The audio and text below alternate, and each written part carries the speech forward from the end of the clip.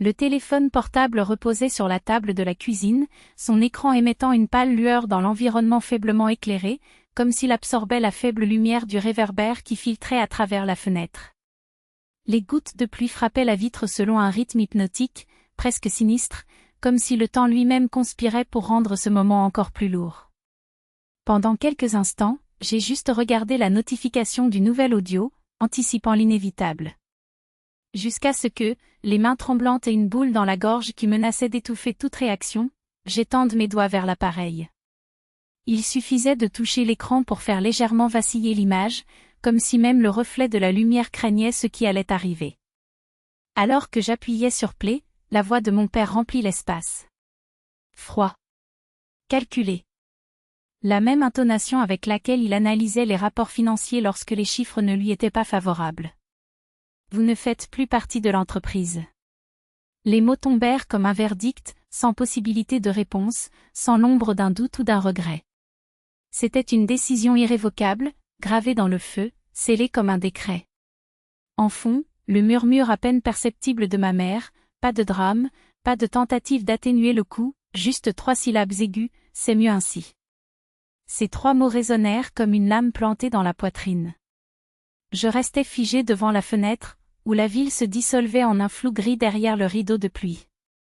Chaque goutte qui coulait sur le verre emportait avec elle des fragments de ce que j'avais été, les nuits blanches à conclure des contrats, les voyages sans fin, les feuilles de calcul qui ont dominé ma vie pendant une décennie. Tout s'est effondré en quelques secondes, non pas par la main d'un étranger, mais par ceux en qui j'avais placé une confiance absolue. Les doigts flottaient sur l'écran, hésitants, comme si le bouton de réponse était un abîme. 1000 arguments explosaient dans mon esprit, questions, accusations, supplications, mais aucun ne parvenait à mes lèvres. Au lieu de cela, j'ai tapé seulement 2 mots, secs et définitifs, compris. J'ai envoyé. J'ai fait taire les notifications. Et soudain, l'appartement fut plongé dans un silence si dense qu'il semblait vibrer. Les jours qui ont suivi, je me suis réveillée à 6 heures du matin par pure habitude, mais le vide de la maison pesait comme du plomb. Les murs semblaient s'être refermés sur moi, m'étouffant. Avant, les matinées étaient remplies de courriels, d'appels urgents et de délais serrés. Désormais, l'écran du téléphone portable restait stérile, indifférent. Plusieurs fois, par inertie, j'ouvrais la boîte de réception de l'entreprise, et à chaque avertissement automatique, accès restreint à cet utilisateur, c'était comme si quelqu'un me frappait au ventre. L'entreprise que j'ai aidé à bâtir avançait sans moi.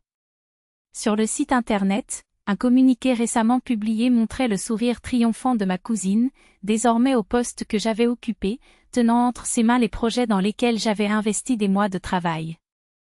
Les collègues de la région ont envoyé des messages prudents, certains ont fait semblant d'ignorer mon départ, d'autres ont approfondi les détails avec une fausse désinvolture, certains ont présenté de vaines condoléances.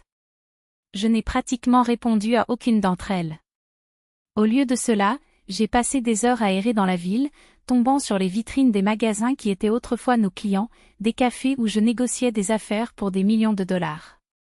Chaque recoin était un cruel rappel que mon identité avait été effacée de ce que j'appelais ma vie. Mais c'est au cours de ces promenades sans but que quelque chose a commencé à bouger en moi. Ce n'était plus la douleur brute du rejet, mais une étincelle tenace, à peine perceptible, cachée dans l'ombre de ma propre résilience. Le soir, assis à la table de la cuisine, j'ouvrais un cahier vierge et laissais couler les idées, des esquisses de collection, des concepts audacieux, des stratégies et non pas des contraintes de l'entreprise, mais de ma vision personnelle, libre, audacieuse, sans crainte d'enfreindre les règles. Je n'ai pas touché aux économies, malgré le montant considérable. J'ai économisé chaque centime comme munition, sachant que le bon moment pour les utiliser viendrait. Et au fur et à mesure que les pages se remplissaient de notes, cette étincelle initiale s'est transformée en une flamme persistante, la même que celle que j'ai ressentie pour la première fois ce jour-là, la certitude silencieuse mais incassable que je méritais d'exister au-delà de ceux qui m'ont rejeté. 6 mois plus tard, je me trouvais au milieu d'une grande salle, baignée d'une douce lumière traversant les fenêtres. Les murs blancs reflétaient le soleil du matin, au-dessus de la porte, une plaque d'acier terne affichait mon nom en lettres discrètes. C'était mon espace. Financé avec mon propre argent, sans un seul dollar des fonds familiaux. Chaque détail, des étagères à l'emballage des produits, a été choisi par moi, de mes mains. L'odeur du bois neuf et le doux arôme du café créent une atmosphère accueillante qui vous invite à rester.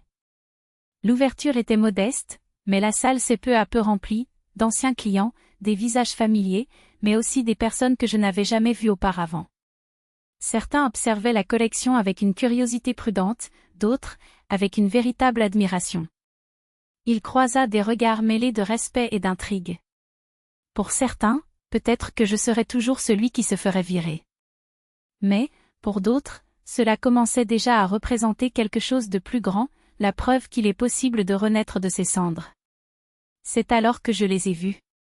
Mes parents, debout à l'entrée. Ma mère balayait la pièce d'un regard calculateur, s'attardant sur les fenêtres, comme pour essayer de mesurer l'ampleur de ce que j'avais créé. Mon père, immobile, sérieux, me regardait directement. Il n'y avait ni approbation ni désapprobation dans ses yeux, juste un vide indescriptible. Nos regards se sont croisés pendant un instant éphémère, et dans cette seconde une vie entière s'est insérée, le passé qui ne reviendrait pas, le présent dans lequel je n'étais plus une extension d'eux. Ils sont partis en silence, sans un mot, sans achat, sans un geste. Mais cela n'avait plus d'importance. Lorsque le dernier invité est parti et que j'ai tourné la clé dans la serrure, ma plaque signalétique brillait faiblement dans la nuit humide, se reflétant dans l'asphalte mouillé. Une chaude vague de certitude parcourut mon corps. Je n'avais plus besoin de l'approbation de personne. Ce message vocal qui semblait autrefois être la fin de tout n'était qu'un coup d'envoi, la première étape d'un voyage qui, je le savais maintenant, avait toujours été le mien.